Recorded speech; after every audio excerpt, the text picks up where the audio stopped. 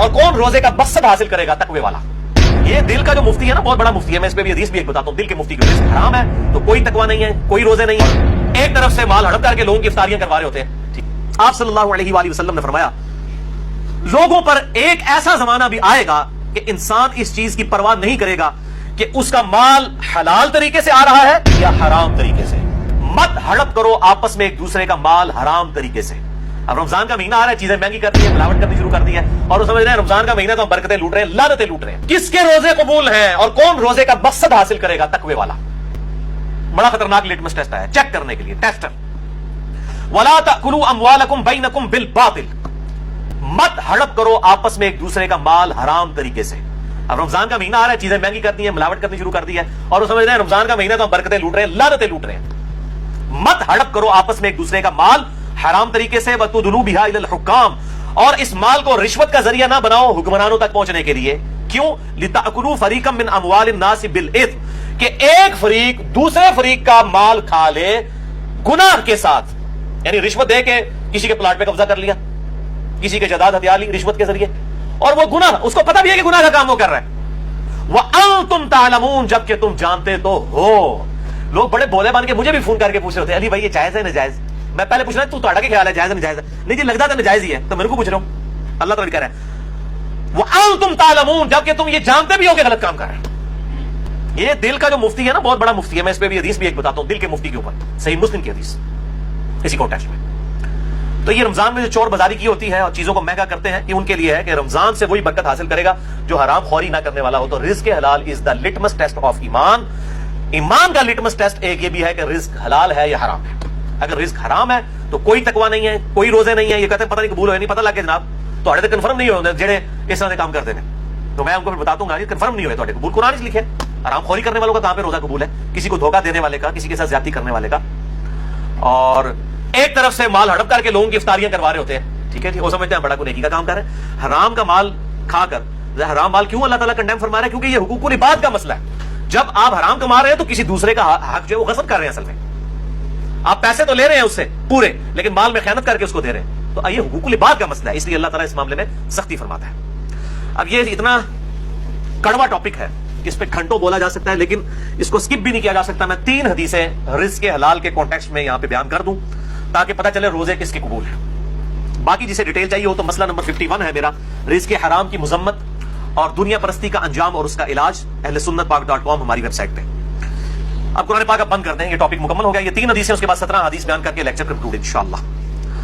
रिज़्क़ हलाल के कॉन्टेक्स्ट में पहली हदीस सही बुखारी से और मिशकात में इसका नंबर है 2761। आप सल्लल्लाहु अलैहि वसल्लम ने फरमाया, लोगों पर एक ऐसा जमाना भी आएगा कि इंसान इस चीज की परवाह नहीं करेगा कि उसका माल हलाल तरीके से आ रहा है या हराम तरीके से।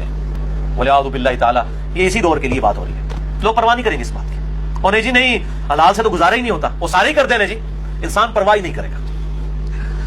तो वो जो दिल का मुफ्ती है वो बता देता है कि ये हलाल तरीके से आ रहा है हराम। वो सुन लिया हदीस सही मुस्लिम की मिशकात में है 5073। आप सल्लल्लाहु अलैहि वसल्लम ने फरमाया, गुनाह वो जो तेरे दिल में खटके और तू इस बात से डरे कि लोग इस पर मुत्तला ना हो जाएं।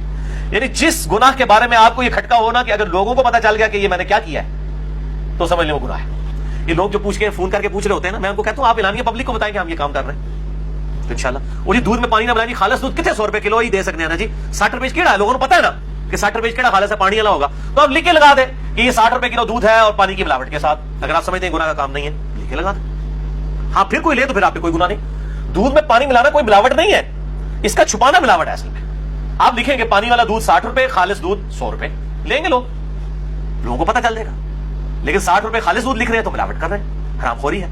गुनाह वो जो तेरे दिल में खटके और तू इस बात से डरे कि लोग इस पर मुत्तला हो। इसी कॉन्टेक्स्ट में एक और हदीस है जामे तिर्मिज़ी, सुनन निसाई और मुस्नद अहमद में मिशकात में 2773 है।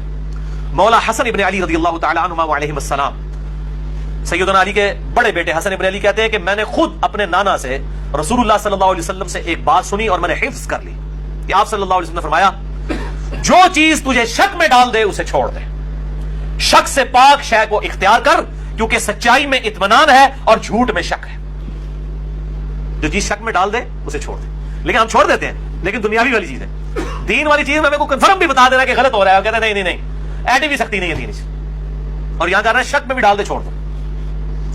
دوسری حدیث رزق کے حلال کے کانٹیکسٹ میں صحیح مسلم سے ہے اور مشکات میں 2860. نبی صلی اللہ علیہ وسلم ایک اناج کے ڈھیر کے پاس سے گزرے. کوئی صحابی اناج بھیج رہا تھا, یہ کوئی بریلوی دیوبندی والا شیعہ نہیں تھا, کوئی صحابی تھا. آپ صلی اللہ علیہ وسلم نے اپنا مبارک ہاتھ اس کے اناج کے اس غلے کے ڈھیر میں داخل کیا تو آپ کو نمی محسوس ہوئی اپنے ہاتھ میں. آپ نے فرمایا یہ کیا ہے؟ اس نے کہا یا رسول اللہ صلی اللہ علیہ وسلم رات کے وقت بارش ہوئی تھی تو یہ گندم گیلی ہو گئی, اناج گیلا ہو گیا. تو آپ صلی اللہ علیہ وسلم جلال میں آئے, آپ نے فرمایا تم نے اس گیلے اناج کو اوپر کیوں نہیں کیا تاکہ خریدنے والوں کو یہ پتا چل جائے کہ تم یہ گیلا اناج بیچ رہے ہو. اور پھر آپ نے ساتھ ہی فرمایا من غش فلیس منی, جس نے ملاوٹ کی, جس نے دھوکہ دے کے سامان بیچا, اس کا مجھ سے کوئی تعلق نہیں ہے. لیکن ہم کیا کہتے ہیں, اے اللہ جو کچھ بھی ہے تیرے محبوب کی امت سے ہے. اور محبوب کیا کہہ رہے ہیں صلی اللہ علیہ وسلم, جس نے ملاوٹ کی اس کا میرے سے کوئی تعلق نہیں. ان تو گل منی ہے یا محبوب کی گل منی ہے صلی اللہ علیہ وسلم.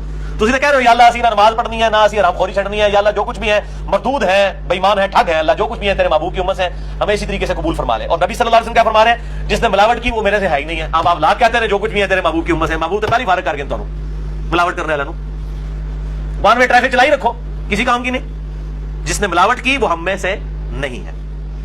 تیسری حدیث بھی صحیح مسلم سے ہے, مشکات میں 2760. یہ بہت ڈاڈی حدیث ہے, بڑی سخت حدیث ہے.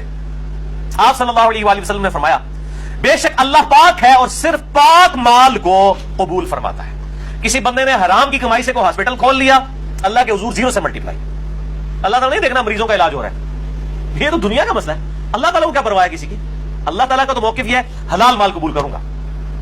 ایک بندے کی گانے کی کمائی ہے اور وہ اسے ہاسپٹل بنا دیتا اور سمجھتا ہے میں بڑا نیکی کا کام کر رہا ہوں. یا اسی طریقے سے ایک بندہ ہے وہ جناب جو ہے وہ لوگوں کی جائیدادوں پر ناحق قبضہ کرتا ہے اور پھر کہتا ہے جی میں 1 لاکھ کا دسترخوان چلا رہا ہوں روزانہ. میں نام نہیں لے رہا تاکہ اصلاح کا دروازہ بند نہ ہو, آپ سب کو پتا ہے. لوگ کہتے ہیں جی بڑا نیکی کا کام ہے, 1 لاکھ بندے نے روٹی کھواندا ہے, لکھوں لگوان دے زمینہ تھیا کے اللہ کے حضور 0 سے ملٹیپلائی. یہ آپ اپنی داڑھیوں سے, پگڑیوں سے, ان ساری چیزوں سے عوام کو دھوکہ دے سکتے ہیں, اللہ تعالیٰ کو تو دھوکہ نہیں دیا جا سکتا. صحیح مسلم میں ہی حدیث ہے نا, اللہ تعالیٰ تمہاری شکلوں اور مال کو نہیں دیکھتا, دلوں اور اعمال کو دیکھتا. وہ دیکھے گا شکل تو اس نے خود بنائی ہے, تو شکل کیوں دیکھنی ہے کہ کدی نورانی ہے تو کدی کالی ہے, انہیں آپ بنائی ہوئی ہے. جس شخص کی شکل اگر خوبصورت نہیں ہے تو اس نے خود کیا بنائی ہے, وہ تو اللہ نے بنائی ہے, تو اللہ نے شکلیں کو دیکھنی ہے. مال بھی نہیں دیکھنا, وہ بھی اسی کا دیا ہوا ہے. دلوں اور اعمال کو دیکھنا ہے, کس نے حرام سے کمایا ہے یا حلال سے, اور اس کی نیت کیا ہے, اللہ کی راہ میں خرچ کر کے جو ہے وہ لوگوں سے داد وصول کرنا ہے یا اللہ کے حضور اپنا اخلاص اور اجر پکا کرنا ہے. یہ اللہ نے یہ دیکھنا ہے. اور پھر اسی حدیث میں 7 الفاظ ہیں. آپ صلی اللہ علیہ وآلہ وسلم نے قرآن کی 2 مختلف آیات تلاوت کی. ایک یہ تھی یا ایھا الرسل کلوا من الطیبات واعملوا صالحا, اے اللہ کے پیغمبروں کھاؤ اللہ کے پاکیزہ مال میں سے اور اعمال کرو نیک. اور دوسری آیت پڑھی یا ایھا الذین آمنوا کلوا من طیبات ما رزقناکم, اے ایمان والو کھاؤ اللہ تعالیٰ کے دیے ہوئے پاکیزہ مال میں سے. پھر آپ صلی اللہ علیہ وسلم نے اسی صحیح مسلم کی حدیث کے الفاظ ہیں, آپ نے فرمایا کہ ایک شخص دور دراز کا سفر کر کے آتا ہے, پرانگا بال ہے, جسم مٹی سے آلود ہے, ایسی حالت ہے کہ عام آدمی کو بھی اس کی حالت دیکھ کر ترس آ جائے, اور پھر وہ ہاتھ لمبا کر کے دعا کرتا ہے یا رب یا رب. لیکن وہ اس حال میں اللہ کو پکار رہا ہے کہ اس کا کھانا حلال کے مال سے نہیں ہے, حرام کے مال سے ہے.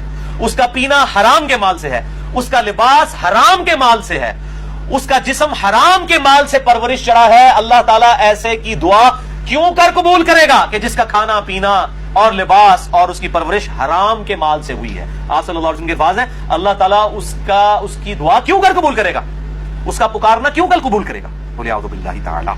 تو میں پھر وہی جملہ ریپیٹ کروں گا, رزق حلال از دا لٹمس ٹیسٹ آف ایمان, اور یہی لٹمس ٹیسٹ ہے کہ کسی کے روزے قبول ہوئے یا نہیں قبول ہوئے.